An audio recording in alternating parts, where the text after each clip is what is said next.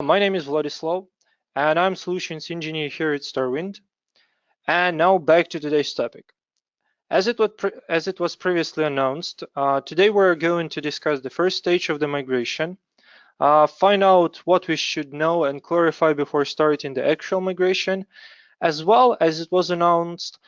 This is the first webinar of the series where we'll highlight all the parts of migration process and all the scenarios with all the details. Please also note that this webinar is being recorded and the recorded video will be uploaded to our website and to our YouTube channel. I would also be very thankful for any of your rating votes at the end of the broadcast. So we clarified everything and it seems we're good to go.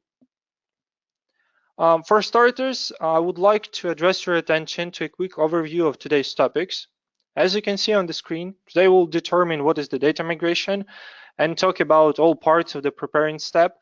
That is the data identification. That means that we're determining the data that will be migrated, types of migration, time planning, instruments of migration, and summarize all the actions that needs to be performed before starting the migration. And at the end of the webinar, I'm planning to answer all of your questions in the webinar. So let's start with the basics. Data migration is the process of transferring information from one system to a new system. This can include transferring data between different file formats and different storage types.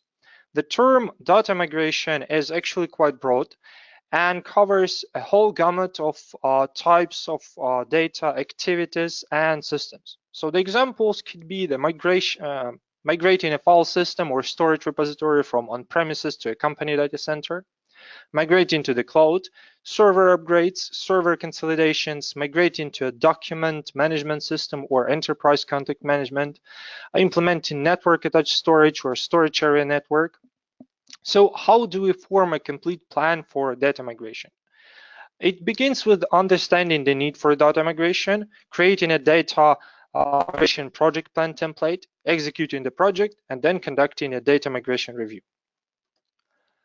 So before any data migration process begins, there is a need of identifying what data will be migrated, what format it's currently in, where it lives, and what format it should be in the post-migration. By identifying this information, we'll be armed with knowledge going into the project. During the planning process, you may spot potential risks that you'll need to plan for prior to the move, or realize that certain security measures must be taken as you migrate specific data. This planning step can save you from making a critical error during the actual migration process. And as well, not all data is created equal. There are various different types of the data. On the screen, you can see a few examples of the data types. So you need to be clear about exactly what you want to move. As an example, could be NOS-based migrations, where network shares are migrated from one system to another. LAN-based migrations, where the disks or LANs are migrated from one place to another at the block level.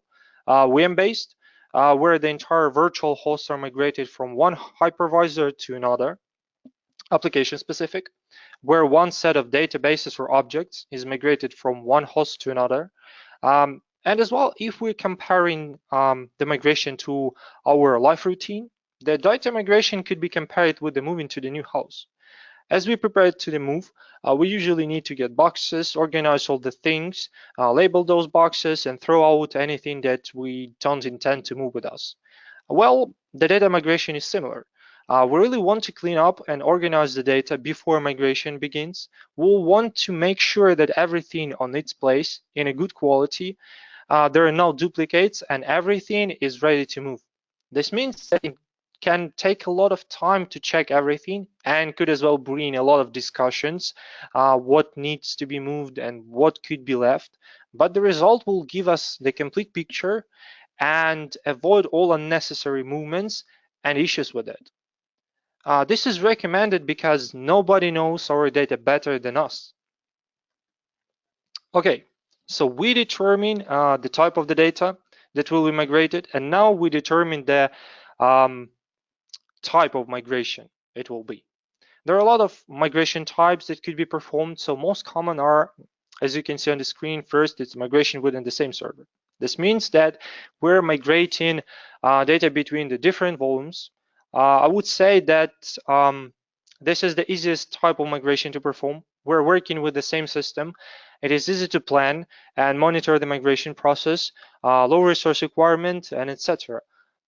Next one, it's the storage migration. So here we have different options.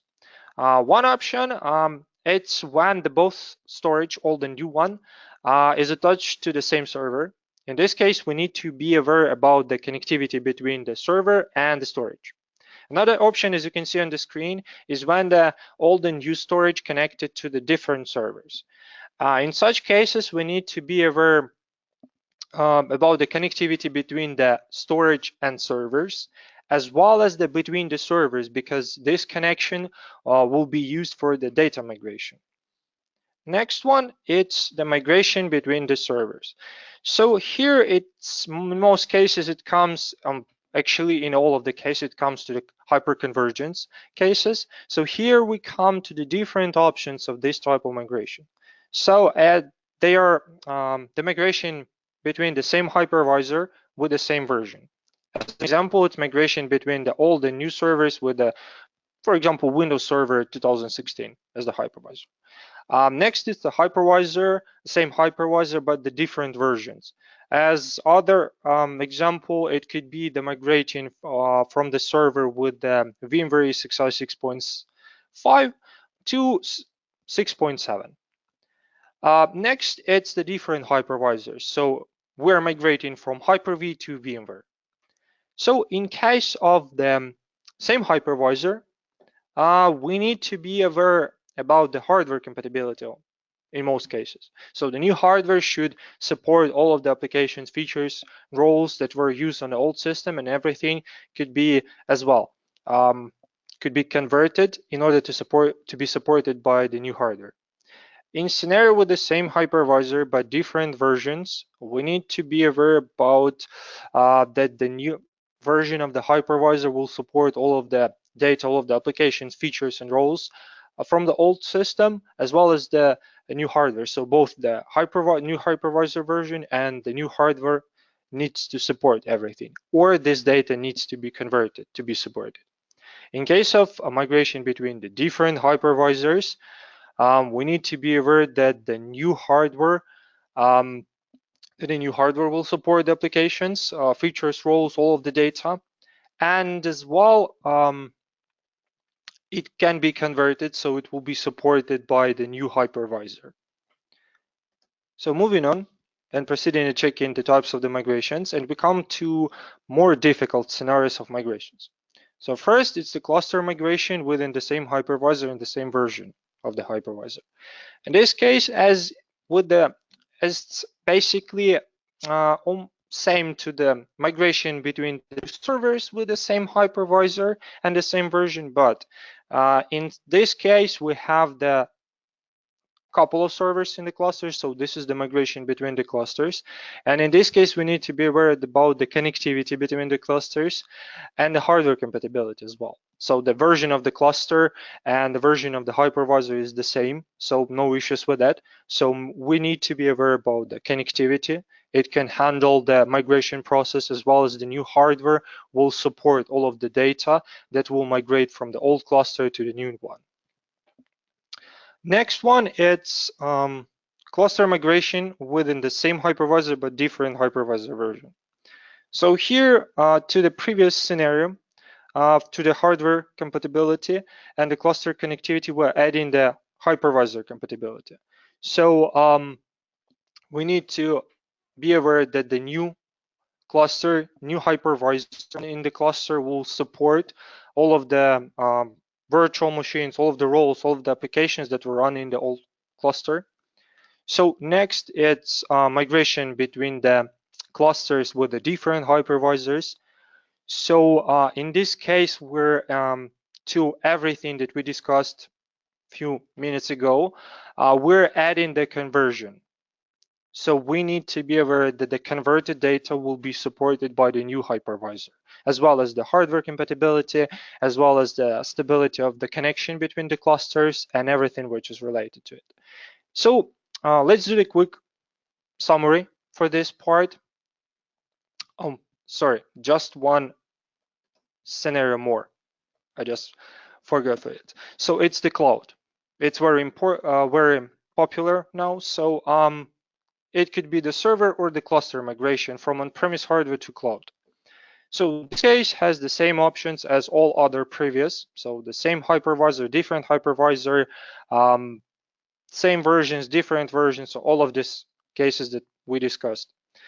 But in this case, if we're migrating to the cloud, we need to the cloud environment that we're migrating in needs to support all of the data, all of the features, roles, everything. Needs to provide it, as well as it needs to have the amount of resources to handle all of the production, as well as the connection to cloud environment should be stable and have the necessary performance to handle the migration process.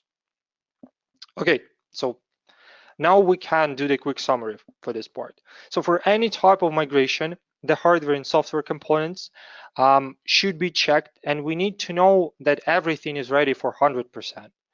And we possibly will face only or can face only the minor situations that can be resolved in a moment. Okay, so let's move next. So there is always a deadline for any project. The time frame may ultimately be dedicated by the amount of data and the migration rate, but we can only determine that rate with a complete understanding of the data, application, and environment in order to determine whether the migration can be completed on time or even at all.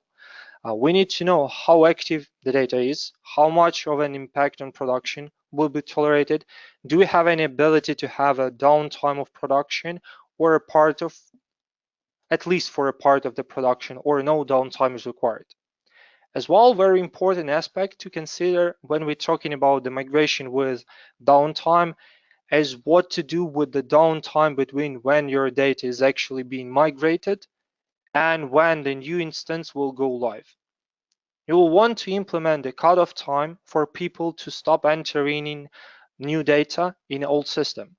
If you have a huge workload period coming up, you will want to schedule your migration either before or after that time. So summarizing everything, the creation of right strategy will, with all of the key stakeholders, will dramatically boost the chances of success and reduce stress level on the day of migration. There is more than one way to build the data migration strategy, and organization-specific business needs and requirements will help establish what's most appropriate. However, most strategies fall into one of two categories: big bang or trickle. So the big bang migration, with this type of migration, the full transfer is completed within a limited window of time. Live systems experience downtime while the data goes to the new system. The draw of this method is, of course, that it all happens in one time boxed event, requiring relatively little time to complete. The pressure, though, can be intense as the business operates with one of its resources offline or all of the resources offline. This risks a compromised implementation, and if the big bang approach makes the most sense for your business, consider running through the migration process before any heavy production period. And the trickle migration, in contrast, complete the migration process in phases. During the implementation, the old system and the new are run in the parallel, which eliminates downtime or operational interruptions. Processes running in real time and keep data continuously migrating. So comparing to a big bang approach, these implementations can be fairly complex in design. However, the added complexity, if done right, usually reduces risks rather than adding them. Okay, so next one, it's the migration instruments. They're very important during the migration process because they make our lives much easier. So the right choice of the migration instruments will help us complete the migration successfully and avoid any issues during migration. So first, we choose in the migration tool. It's the most important choice that we need to do. This choice is depending on all of the preparations that were done previously. So we know the type of the data that will be migrated, its formats. We know the type of migration, how we'll perform the migration, how much time we have for the migration process. So knowing all of the necessary information, the migration tool should minimize the need to look up every host storage target, every loon, thereby saving hundreds of hours of painstaking and error-prone work.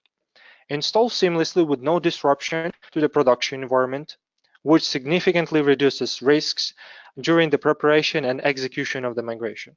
Provide a clear and intuitive display for the automatically discovered storage configuration, complete with identities, status, and IO statistics for all data to be migrated, as well as those not to be touched.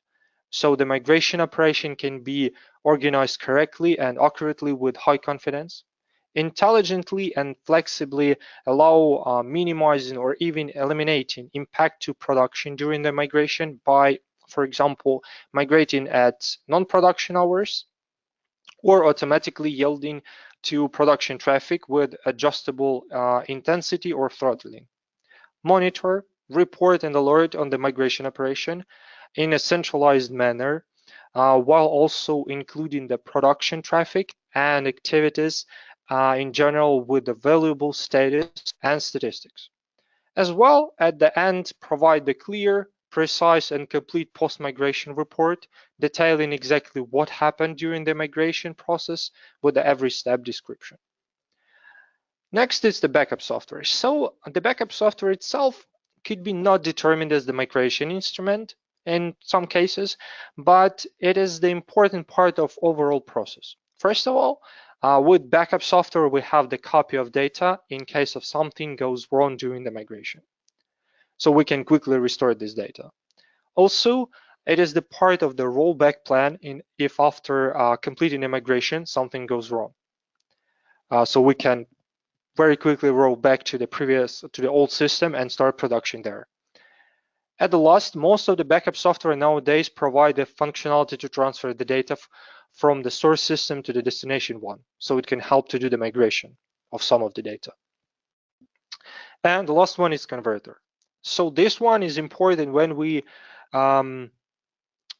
changing the format of data during the migration. So basically, it's the cases of migration between the different hypervisors, the huge difference in the hypervisor versions and in application versions, and etc.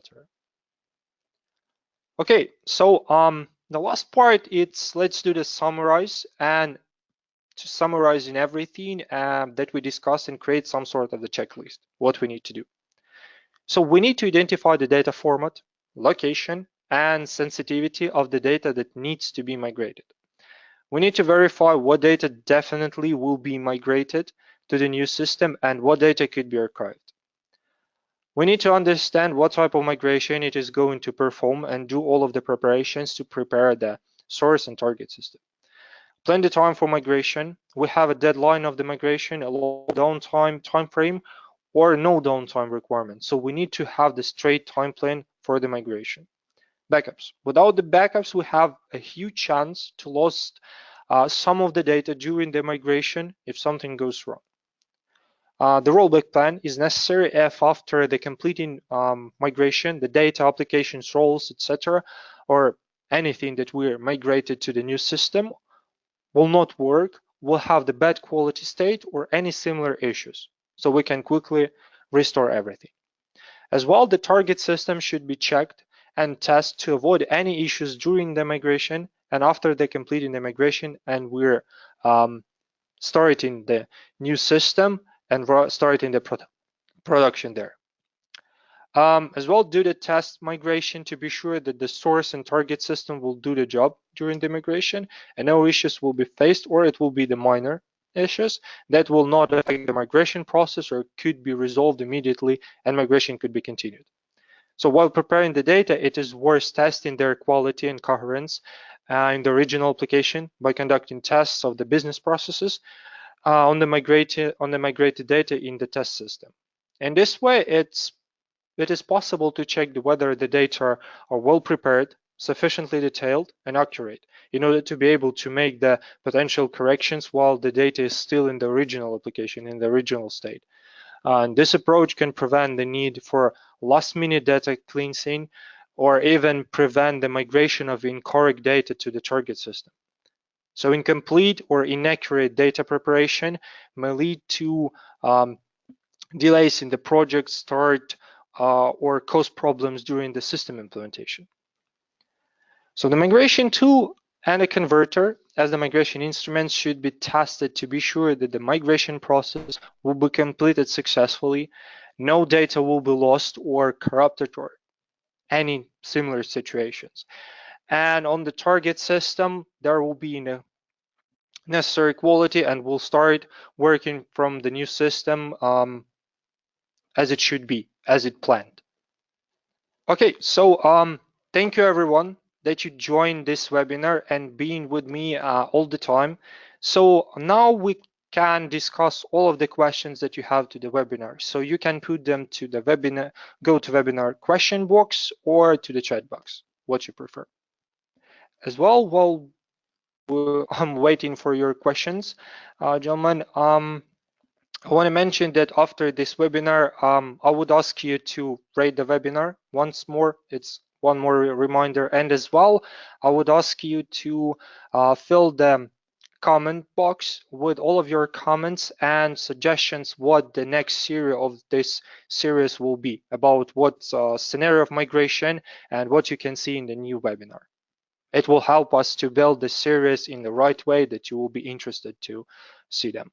So, gentlemen, any questions that you have to this webinar to me for any related to the topic of the webinar? Okay, I see Ricky, it's good. Doesn't have any questions, so we'll just wait a few minutes for. Okay, so as I can see, there is no questions to me. So once more, thank you everyone for joining this webinar, and you were with me, and see you on the next one. I wish everyone a good day.